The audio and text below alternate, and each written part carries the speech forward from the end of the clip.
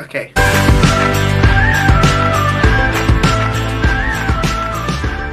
Hello everybody, welcome to my YouTube channel. So today, as you read the title of this video, I'm going to be ranking all of the live action Disney villains that have been adapted to the live action version. Like this means only the Disney animation counterparts. So they have to have their own Disney animation and be adapted to the live action version. So I'm going to be like reviewing all the Disney villains. Or we'll just do just the princesses, but it just makes sense. We'll just do the entire like Disney villains that are part of the franchise, because the Disney villain franchise is basically the spin-off of the princesses, and it's doing pretty well. It's like the second popular franchise other than the Disney princess and stuff. It's doing pretty well. Like Disney they're having their own land, which I'm very excited to come hopefully soon, whenever that's gonna be finished. Oh, by the way, if you want to support me or to the extra level, please make sure to check out my Patreon. It is live, so the link is right here. It just takes like $5 to access like all these. So far I have just unedited video, but I'm definitely gonna do like more like exclusive content there, possibly like a doll tour, like you see what's in my background, what do I have in my room. So stay tuned for that, and yeah, it's gonna be live on my Patreon very soon. Take my word for it. So further ado, let's just get right into this ranking. Of course it's very hard. There's like 17 Disney villain. Most of them are, half of them are very forgettable. I don't even remember how they're portrayed in their perspective, because some of the movies I only seen once, like Pinocchio. Pinocchio has so many villains, like so many. So speaking of Pinocchio, let's get right into it. So 17 is Storm Boot. I might butcher some of the names, played by Gresser Passy. This one is from the live action Pinocchio. Again, the reason it's last is because I just don't remember this performance. Like I don't remember, like I just have no memory. That's why it's less. So I just don't remember. I mean, he's not as scary like the original, of course, like especially the tone of the original Pinocchio versus the live action one. But yeah, I don't know, it's hard. Male villains are hard for me with Disney villains, so we'll see. Okay, number 16 is Born King. It's the villain from Mulan, the live action Mulan, and it's played by Jason Scott Lee. I think that's the son of Bruce Lee or something, well, he's a famous like actor playing like an iconic villain. The reason it's lasted because again, it's very forgettable. Like I don't remember this much of the villain. Alright, and like he has gorgeous long beautiful hair. He's very like action oriented. He just does of course he does lots of action in that movie, but I just don't remember a lot about this character. That's why it's last place, like 16. I don't remember. Sorry guys, if you do remember, I'm happy that you remember. I just don't remember. Yes, I should probably rewatch, but like this is just fun to do it like based off memories, but it's been a while since I'd seen the live action Mulan. It's just 16. I don't know, there's just better villains. Okay, number 15, I do remember this. This is the Coachman, played by Luke Evans. What's special about Luke Evans is that Luke Evans played like 2 different Disney villains. Same thing, Helena Carter Brand, who we'll get into soon, with the Queen of Hearts. She played the Fairy Godmother and the Queen of Hearts, similar to like the kids call back to the animation because the voice actress that did Fairy Godmother also played the Queen of Hearts too. So Luke Evans is the only one that played 2 Disney villains. Just one is more iconic, as you can see later in the list. This is the Coachman, and again, forgettable. I just remember he had a musical number. It's very elaborate. I remember it's like basically like a Disney Pleasure Island ride. Like I would love Disney to build that, you know. I still remember much about it, and he just looks like he's Luke Evans playing a coachman, not the Coachman, you know. It was like, oh, that's Luke Evans, nice. Versus his other villain, we'll get into the villain, but like but his number is, I just remember the ride and stuff, the Pleasure Island like tour and stuff, so that's what I remember. So he's number 15. Okay, number 14, back Pinocchio.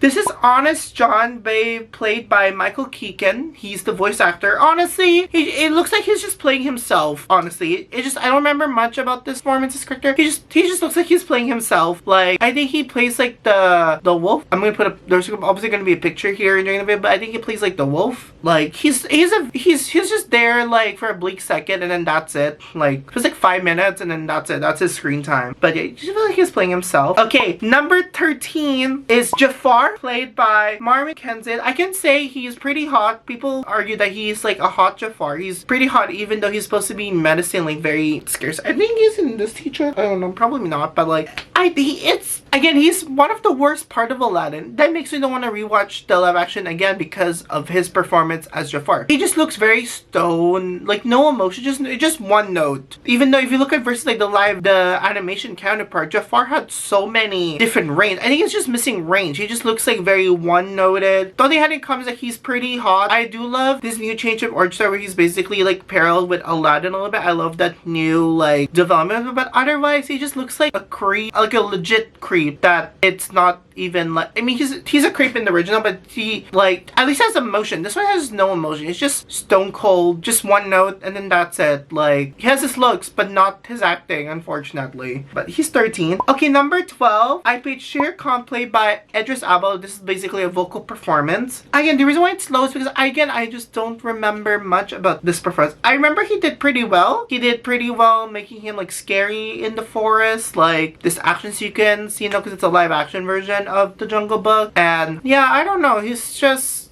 there. Like, he's a tiger, a villain tiger in the Jungle Book. I don't know, he's one of the characters that not people like still talk about to this day, other than just the actor that played Mowgli in the Jungle Book, but don't remember much about. That's why it's number 12. He's very low. Okay, number 11 is Viva Ventry, played by Michael Keegan. He is the villain of Dumbo. I gotta say, I like his outfits. His outfit is very campy, and I feel like this villain is kind of like a circus master a little bit, because I remember the second act of Dumbo felt like a new version of Dumbo. Like the first half was more like a remake of the original, and then they added like lots of new material. That includes the villain too. And again, he has a campy performance, and it feels like a whole new thing, like a whole new villain and stuff. And there's just better ones other than him, but I remember him. I just remember how campy his performance is, and yeah, likes to destroy the circus. I remember that. Anyway, we're moving on to the top 10 now. Number 10 would be Captain Hook, played by Jude Law. I gotta say, he's one of the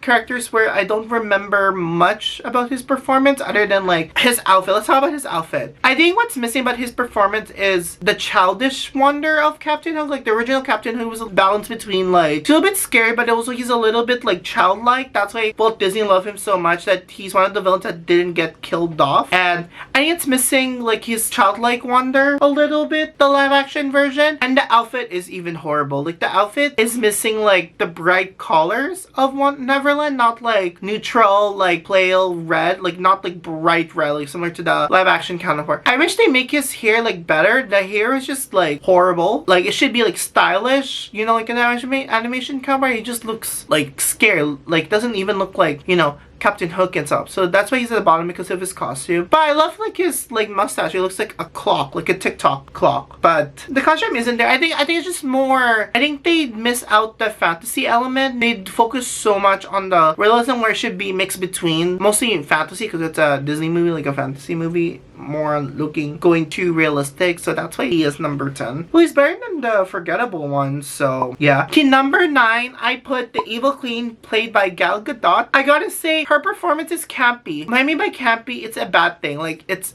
very campy, like it's very laughable. Like it's just, you know, it's just unfortunate how like there's so many actresses that could have played this role, you know, like better than her. I think a lot of people agree, but I can say like you can tell her as an actress was having so much fun playing the Evil Queen. She's having like tons of fun playing the Evil Queen, being like evil, villain. Again, she has the look, but just not the acting, you know? Especially the singing, oh boy. The singing was something. And it's campy. It's campy. Campy in a bad way, I gotta say. And again, her outfit isn't like the best. Personally, I do love like her Evil Queen like outfit, which is only like in her musical number for like 60 seconds, basically. Like a very, I've seen used that more, but yeah, I don't know. She's campy, and if she's having fun, that's all that matters. It's just unfortunate that other actresses can play that role better than her, but it's what it is. Okay, so number 8 is Scarface, played by Chiu or something. I know that actor. He's from the Thor movie. He was in the Maleficent sequel too. So again, my only complaint is like, I wish his design was a little bit darker, like similar to the animation counterpart. All we got, he looks very similar. Of course, he looks similar to like, I don't like it how it's mostly bright, like light wash. I like the dark. I just wish that his character design was a little bit more darker, similar to the animation counterpart. He's fine. he sounds like Scar, I gotta say. And I think he's missing like the fun elements of the original Scar, but again, the range is the problem. Otherwise, it's not like a bad vocal or a bad performance. That's what I put in my note with him. That's why he's number 8. He's not bad. Like, I mean, he's not as good as the original, of course, but like, based on this ranking, he's, you know, not bad. And I was thinking I should like swap both of them. I just don't remember much about, but yeah, it's my list, so sorry. Some people might not agree, but that's the fun part of making this ranking video. So number 7 is Sunny. She's played by Gordon or something. Maybe it's the other way around. I think so. It's the bird from Mulan. I love this bird. I love this second. I feel like I wish she was actually the villain, like the mastermind behind everything. I remember, I even love her costume too. I love like her action sequence. I felt like her and Mulan had so much chemistry, especially, spoiler, the way she died, which I'm so sorry. I wish she didn't die. Well, she's a witch. She could come back to life. She's known as the witch, but she's basically the bird. She's mostly like a bird. I felt like the end to the point where they felt like Mulan and her had chemistry, like a lover, like enemies to lover. And the way she died, it reminds me like Romeo and Juliet a little bit, like a lover like dying and oh no, like trying to see if she catch her. And I sense like a little bit like romance between these two characters. And it's crazy. That's just number 7. I love her long blonde hair, black hair. I mean, she's right behind me over there fighting with Mulan. She's a great villain, actually. I remember when she was announced, I was skeptical about, like, I don't know how I feel about this. Why does she need a witch? There's no witch in the original, but seeing how she works, like, okay, I see it now, so yeah. Okay, moving to number 6. I put Ursula, played by Melissa McCartney. Again, my only problem with this character is like how I wish this was played by like a drag queen per se, because again, like the original design of Ursula is inspired from a drag queen, but like we got what we got. And I think my favorite from her is Vanessa. I love her human counterpart because like it reminds me of like old Disney. I love like dramatic. She reminds me of like those types of acting from like Dynasty, like those campy mistress woman kind of. I love, that actually did a great job. But anyway, back to Melissa McCartney. You know, I feel like I like her humor. She does a great job with like humor playing this Ursula role. I feel like it took me a while to adjust her as the character. I do love her outfit though. I love like that black like long sleeve that she got in her outfit, like all black sleeve in her octopus. Yeah, you know, the only I do like her humor, and I mean the makeup was a little bit questionable, but like she done like a fine job. It's better than Gal Gadot, but like same thing. I wish it was played by a different actress, but we got what we got. I think that's a big like controversy when she was cast. Like, oh, some people, you know, are not feeling it. But okay, so we're moving on to the top 5. Oh boy. Okay, number 5 is Gaston, played by Luke Evans. This is one of his best roles to date. Every time I see him, you might see of Gaston, even though like I could see like Hugh Jackman playing Gaston, but like Luke Evans did a great job. I feel like Luke Evans and Hugh Jackman look very similar appearance-wise and similar like acting style, but it's just iconic. You can obviously tell he's having the time of his life embodying this role. And he's very watchable. It's very rare for me to say that, especially with a Disney villain, you know?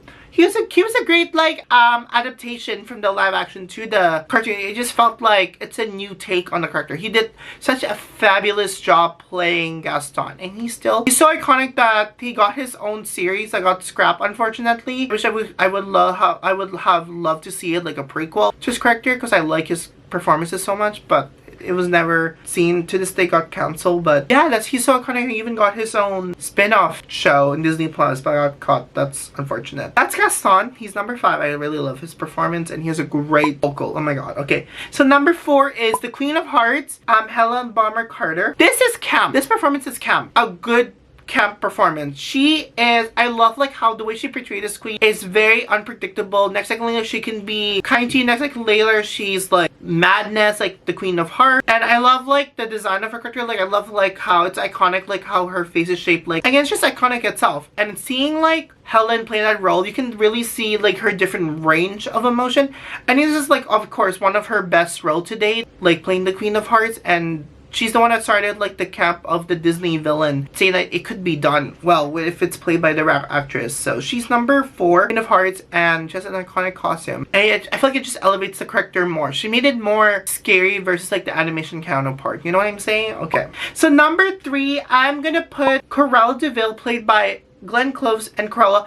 I feel like the girl who's most close to Cruella is definitely Glenn Close. I gotta say, I love her fashion. Her fashion in the 100 Dalmatian 1996 version is gorgeous. She has an amazing like coat. She looks very like scared. It looks like she got Cruella like to life. You know, I love how crazy she is. Like, you know, like how cuckoo she is. Yeah, especially I love like her outfit. Emma Stone herself, I feel like she did become Cruella towards like later in the movie a little bit. I feel like the movie was trying to have no idea if they want to make her full-on villain or like an anti-hero. Kind of will get into it. Like, she was a fun character to see her play Cruella. In my opinion, I love like the costume, multiple costumes she had in that movie. I'm just hoping that in her sequel we get to see her have an opportunity to play like full-on Cruella. She was like a little bit towards the end, but not really, because they're balanced between like she's good but also bad too, but she's supposed to be bad. But otherwise, Glenn Close is like the closest thing to like a live-action version of Cruella. That's why she's number 3, and she's just, again, iconic. Very iconic, and her outfit is chef's kiss. Okay, we're moving on to the top 2. Oh my god. Top 2 is Lady Tremaine, played by Cate Blanchett. She's just perfect. She is Lady Tremaine. I love her theatrical performance. Her performance is very like soap opera. She's a type of like, I don't mind this new change, especially with the costume and look. Like, you know how in the original movies she's like an elderly woman a little bit almost, but in the live action version she's like a 50s like beautiful like woman and stuff, like the costume design. And she does a great job playing like Lady Tremaine. Like, it's very campy. She looks like she's having tons of fun. You can see like a little bit of the the wicked within her. That's what I love about this performance. She just makes Cinderella very watchable for me. Like, one of the things I want to rewatch Cinderella is because I also love her performance too, so it's a great watch. But however, there was just not particular. She doesn't compete with the number 1 is of course Angelina Jolie as Maleficent. She is Maleficent. Her and Cruella are the only ones that have more than 1 movie in their own franchise, you know? I mean, Cruella has more, she has 3, but like Maleficent had 2, so maybe 3 with this Maleficent 3 movie, but you know, she's one of the villains that have her own film series. She is Maleficent. She is perfect as Maleficent.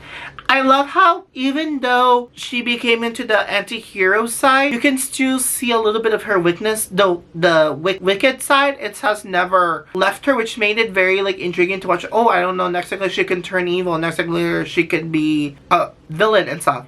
And also her christening scene, it just felt like you're watching the live action version brought into real life. Especially the voice, it's so accurate. It looks like so good. That's why she's number 1. And I can watch that cursing forever. It was just so powerful and so dramatic. Yeah, that's why Maleficent and Angelina Jolie is still number 1, and it's one of her best iconic like Disney villain role to date. You know, I'm happy to see hopefully more of her. And yeah, she is like basically the face of the Disney villain live action version, especially like the animation counterpart too.